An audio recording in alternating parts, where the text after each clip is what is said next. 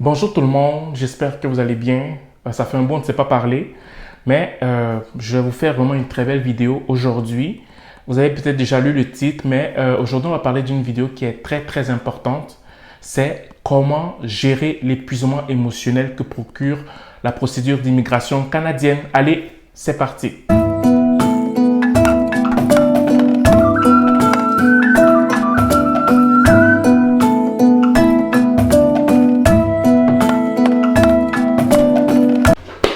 Salut, une fois de plus c'est moi, j'espère que vous allez bien. Aujourd'hui on va parler d'un sujet qui est quand même très important parce que je sais qu'il y a beaucoup de gens qui se sentent très fatigués, qui se sentent épuisés, qui se sentent découragés lorsqu'ils entendent une procédure d'immigration canadienne parce qu'on ne sait jamais quelle est la décision qui va être prise. Des fois ça prend beaucoup plus de temps et vraiment quand on a mis tous ses espoirs dessus, on ne sait pas qu'est-ce que ça va donner en fait. Donc c'est la raison pour laquelle aujourd'hui j'ai pensé à faire une vidéo qui va comme essayer de vous encourager durant vos attentes en ce qui concerne la réponse pour tout ce qui concerne l'immigration canadienne en fait. Mais bien avant de parler de ça, je voulais juste vous dire que moi je me prénomme Junior Thierry Mbaïko. J'ai fini ma formation de consultant en immigration. Donc je ne peux pas encore exercer, ok? Parce qu'il faudrait que tu fasses l'examen de CRCIC. Un examen gouvernemental pour que tu puisses être vraiment confirmé que tu sois consultant en immigration. Mais moi, j'ai fini la formation, elle est validée. J'attends simplement que l'examen arrive pour que je puisse officiellement faire cet examen, le réussir et être à votre service. Donc, prenez votre mal en patience pour ceux qui aimeraient faire l'immigration avec moi. Mais sinon, pour l'instant, voilà, je suis en attente. Avec tout ce qui est coronavirus, les choses vont très lentement, mais j'ai espoir que le plus dur a été fait. Donc, on attend simplement que les choses se finalisent en fait. Voilà. Donc, aujourd'hui, on va parler d'un sujet qui est très important, l'épuisement quand on fait son dossier d'immigration. Celui qui n'a pas entamé le projet d'immigration ne peut pas comprendre. Quand c'est ton parent qui fait ton projet d'immigration et que ton parent peut-être a une très belle situation financière au pays, ou n'est pas le fait juste à temps perdu comme ça, le dossier d'immigration, il ne sent pas une forme de pression dans sa vie quotidienne. Pour lui, si ça fonctionne, ça fonctionne. Si ça ne fonctionne pas, au moins on aura essayé le Canada, puis on passe à autre chose en fait. Mais il y a d'autres personnes, et je pense qu'ils sont à 90%, des personnes qui ont tout donné, qui mettent leur cœur sur le Canada jour et nuit, en croisant les doigts, en priant, en faisant tout ce qu'ils veulent pour que leur dossier réussisse. Et le moment où ils envoient leur premier document, jusqu'au moment où on leur envoie la réponse finale pour leur dossier d'immigration, ça peut prendre 2 ans, ça peut prendre 3 ans, ça peut prendre 4 ans, ça peut prendre 5 ans. Pour d'autres personnes, ça peut aller à 9-10 ans comme moi. Écoutez, donc je vous comprends parfaitement en fait. Donc je parle à ces personnes-là qui ont mis corps et âme sur leur dossier d'immigration canadienne que, écoutez mes frères et sœurs, père, mère, prenez votre mal en patience. Je comprends que ce n'est pas évident. Je comprends que ce n'est pas facile psychologiquement. Mais avec ce que j'ai pu vivre dans mes 9-10 années d'attente d'immigration quand mon père le faisait, je me suis dit que je vais vous partager certaines astuces qu'on a pu pratiquer jusqu'à ce que la décision finale arrive et qui était heureusement positive pour nous en fait. La première des choses, c'est le fait que si tu fais le dossier d'immigration canadien parce que quelqu'un d'autre a fait et toi tu veux juste imiter la personne, tu n'auras jamais la paix. Et je recommence. Ça c'est d'abord la toute première chose. Si tu fais le dossier d'immigration Canada parce que quelqu'un d'autre a fait et tu veux imiter la personne, tout simplement parce que tes moyens te le permettent, tu n'auras jamais la paix. Pourquoi? Parce que la motivation première pour faire ton dossier d'immigration n'est pas saine. Ta motivation, c'est la compétition, c'est la comparaison. Et comme par exemple, ton ami a envoyé son info au Canada, toi aussi, tu veux faire la même chose. Ça pourrait fonctionner. Mais moi, je parle dans la phase d'attente. Là, tu n'auras jamais la paix. Ça, c'est la première des choses. Maintenant, pour des personnes qui ont vraiment comme la volonté saine de faire le dossier d'immigration Canada, voici les conseils que je peux vous donner. Le tout premier conseil que je peux vous donner, c'est de ne pas arrêter vos activités de la vie de tous les jours. Moi, je vous dirais que, je vais prendre, c'est un abus de langage, hein. Je vous dirais que faire le dossier d'immigration au Canada, ce serait comme si tu étais parti jouer à la loterie. La loterie, c'est plus une image pour que vous compreniez. Ce n'est pas le cas, mais c'est plus une image pour que vous compreniez. C'est comme quelqu'un qui a dit, ben moi, je vais prendre l'argent, je vais aller jouer à la loterie pour gagner le gros lot. OK? Donc, imagine-toi, tu prends ton argent, tu donnes pour la loterie et tu attends, tu planifies ta vie en fonction du jeu que tu as pu faire. Mais tu ne vas jamais avoir la paix. Parce que tu te dis, oh mais, et si ça fonctionne, si ça ne fonctionne pas, bon, quand je vais gagner, je vais acheter ça, je vais acheter ci, je vais faire ceci, je vais faire cela, je vais faire... Tu planifies sur un truc que tu n'as même pas encore et tu n'es même pas sûr d'avoir. OK? C'est le même état d'esprit que plusieurs personnes emploient quand il s'agit du projet d'immigration au Canada. Moi, je te dirais une chose. Ce n'est pas de la loterie, mais j'ai pris cet exemple pour que tu comprennes. Quand tu fais ton dossier d'immigration, la première des choses que tu dois faire, c'est de continuer à t'occuper comme si tu n'avais pas fait un dossier d'immigration. Je recommence. Quand tu entames un dossier d'immigration, pour avoir la paix ou bien pour pouvoir manager la paix que tu as dans ton cœur, il faudrait continuer à vivre comme si de rien n'était.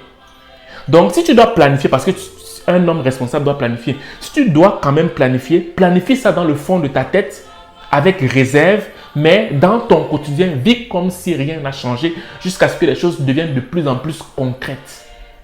Si tu ne fais pas ça et que tu as entamé ton processus d'immigration, tu te mets à penser à ça, penser Canada matin, penser Canada midi, penser Canada soir, alors que tu n'es qu'à tes débuts encore, mais tu vas te faire du mal pour rien. Tu n'auras jamais la paix. OK? Donc, moi, le premier conseil que je peux te donner, c'est le fait de prendre ton mal en patience. Tu as commencé quelque chose qui est bien. Si tu as pensé que le Canada, c'est quelque chose de bien pour ta famille, pour ton projet à toi-même, tu décides de quitter l'Afrique pour le Canada. Le premier pas, c'est d'entamer une procédure d'immigration. Et quand tu entames ça, ne change pas tes habitudes quotidiennes. Parce qu'on ne sait pas combien de temps ça peut prendre. Pour certains, ça peut être 2 ans. Pour d'autres, ça peut être 4 ans. Pour d'autres encore, ça peut être 6 ans. Donc, tu ne peux pas changer du jour au lendemain tes habitudes quotidiennes. Ça, c'est le premier point. Le deuxième point, c'est qu'il faudrait que tu t'informes. Apprends à t'informer. Tu t'informes et tu partages l'information avec ta famille pour créer une forme de cocon familial. Donc, même, ça c'est le premier point. Le premier point, c'est quoi? C'est que tu ne changes pas ton quotidien. Tu continues à vivre comme si de rien n'était. OK? Tu ne changes pas tes habitudes quotidiennes. Si tu avais un emploi, tu ne démissionnes pas de ton emploi. Si tu avais tel truc, tu continues à faire ce que tu avais à faire. Mais le deuxième truc, c'est qu'il faut que tu t'informes. Quand tu t'informes, qu'est-ce que ça veut dire? Ça veut dire que tu commences à prendre des informations sur le Canada de façon beaucoup plus pratique. OK? Certes, tu ne changes pas tes habitudes, mais tu commences à prendre comme une forme d'information pour le Canada. Si tu es seul, tu commences, parce que je sais qu'il y a sur TV5 Monde, je sais que le journal du Canada passe. En tout cas, quand moi j'étais au Cameroun, en Afrique, dans les années 2005-2006, chaque matin, il y avait le téléjournal du Canada qui passait. Fait que si ça ne passe pas, bien si tu n'as pas accès à TV5, tu peux aller t'informer petit à petit sur Internet. Tu pars dans des forums, tu écoutes des vidéos, tu écoutes des trucs, tu t'informes sur le Canada. Et toutes ces choses ont fait en sorte qu'il y a comme une forme de maîtrise qui va être dans ton cœur. Et si tu as des enfants, il faudrait que vous créiez une forme de journée ou bien de soirée, ne serait-ce qu'une fois par semaine, où vous allez parler du Canada pour les prédisposer émotionnellement et ne pas les faire rêver. Du genre que vous leur dites, écoutez, papa et maman ont entamé une procédure d'immigration au Canada. Elle pourrait fonctionner comme elle ne pourrait pas fonctionner. Mais il faudrait que vous sachiez où vous allez partir. Il faut commencer à leur parler de ce qui se passe au Canada. Au moins, ce qu'ils peuvent comprendre, en fait. Vous commencez à leur donner des informations petit à petit pour que les enfants s'imprègnent du Canada. OK? Sans pour autant les faire rêver. Vous leur faites comprendre qu'on a entamé une mission. On a entamé, on a pris comme une forme de décision, c'est d'aller au Canada. Et cette décision-là maintenant, ça pourrait fonctionner comme ça ne pourrait pas fonctionner. Et pour que nous puissions être prêts au cas où ça fonctionnerait, il faudrait que vous sachiez où on va partir. Vous commencez à leur parler du Canada. vous leur donnez des informations pertinentes, vous commencez à leur dire que là-bas au Canada, on parle le français et l'anglais, là-bas, à l'école, ça se passe comme ça. Le parent, la mère ou le père va prendre des informations sur Internet. Ok, vous commencez à leur parler de ça. En tout cas, c'est ce que mon père nous faisait. Et ça nous faisait énormément du bien. Énormément du bien. Ok? Et un autre point qui est important, c'est la vie spirituelle. Vous savez, moi, je suis chrétien, ok? Et je me suis rendu compte que quand on faisait le dossier d'immigration au Canada, il y avait des moments où c'était tellement difficile que si ma mère ne priait pas et mon père n'était pas dans les atmosphères spirituelles, si mes parents ne criaient pas à Dieu, on devait abandonner le projet. Le côté spirituel, pour ceux qui croient au monde surnaturel, est très important. Pourquoi je dis ça? Parce que le côté spirituel va t'apporter ce qu'on appelle l'espérance.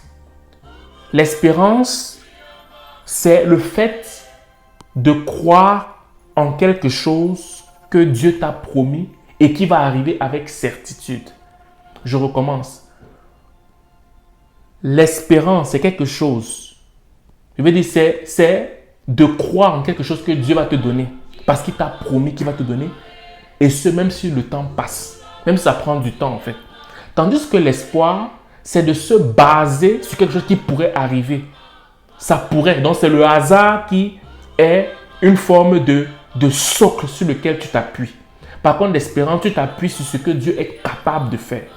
C'est ça la différence. Donc, quand tu fais ton dossier d'immigration au Canada et que tu es quelqu'un qui est peut-être spirituel, comme moi, ok, la prière est très importante. Il faut avoir une belle discipline de prière. Si tu as une bonne discipline de prière, quand les mois vont être difficiles, tu vas voir qu'il y aura une forme d'espérance. Que le Seigneur va te mettre comme une paix intérieure à chaque fois où il y aura une température émotionnelle qui va monter en fait. Mais ça ne marche pas si tu es quelqu'un qui a copié le rêve de quelqu'un d'autre. Ça ne marche pas. Si tu es quelqu'un qui est parti faire le dossier d'immigration au Canada parce que quelqu'un d'autre a fait et toi, tu veux juste imiter, ça va être un peu compliqué. Mais par contre, si tu es vraiment certain et convaincu que la prochaine étape de ta vie et celle de ta famille, c'est au Canada, quand c'est difficile, pose les genoux au sol. Mais avec Dieu, le problème, c'est quoi? C'est que Dieu pourrait te dire que bon, le dossier n'a pas fonctionné parce que ce n'était pas là-bas où tu devais aller. Tu auras tout essayé. Ne te fâche pas. Sache juste que ce n'est pas pour toi le Canada. Ok? Ça veut dire que ce n'est juste pas pour toi. Donc, ne prends pas ça mal. Mais par contre, si tu as tout essayé, tu sais, tu es convaincu que c'est là où tu dois vraiment décoller, crois en Dieu et Dieu va te faire des choses extraordinaires. Il va t'aider. Il va toucher le cœur de l'agent d'immigration qui va prendre ton dossier à main et ça va très bien aller. Ok? Donc, c'est un peu ça. C'est pas très compliqué ce que je suis en train de dire. C'est très simple. Ça a l'air comme si c'est inefficace, mais je vous dis c'est très important. Très, très important. Informe-toi. Quand tu as entamé une procédure d'immigration, premièrement, ne change pas ta routine journalière. Si tu travailles, ne démissionne pas. Si tu avais des activités, tes habitudes, ne les change pas. Ok? Mais ferme ta bouche parce qu'il y a beaucoup de jaloux, il y a beaucoup de mauvaises langues. Des gens qui ont des ondes négatives qui peuvent faire des choses pour que ça ne passe pas. Donc, continue ce que tu avais à faire. Ne change pas tes habitudes, mais ferme ta bouche. Le deuxième point, informe-toi sur le Canada. Écoute le téléjournal canadien qui passe souvent sur TV5. Va prendre des informations sur Internet. Écoute des vidéos YouTube sur le Canada pour que tu puisses prédisposer ton être intérieur au Canada afin que tu puisses aussi transmettre cette énergie positive à tes enfants qui sont à la maison. Et le dernier point, ok, c'est l'atmosphère spirituelle. Parce que tu as besoin de cette espérance-là. L'espoir va te faire stresser, mais l'espérance va te faire te calmer. Même quand ça va être difficile, l'espérance va te faire te calmer et tu vas pouvoir avancer. Donc, c'est ce que je voulais vous dire ce soir. Sur ce, comme je dis toujours, tout est possible à celui qui croit. Tout est possible à celui qui croit. Celui qui a commencé son dossier d'immigration, si tu as commencé et que tu sais que c'est vraiment là que Dieu veut que tu ailles, ou bien que tu es convaincu personnellement que c'est là où tu dois aller, persévère mon frère, parce que les choses vont très bien aller. Donc c'est ce que je voulais te dire ce soir. J'espère que cette vidéo va t'aider, va t'encourager, va te booster. Puis voilà. Donc on se revoit pour la prochaine vidéo. Bye.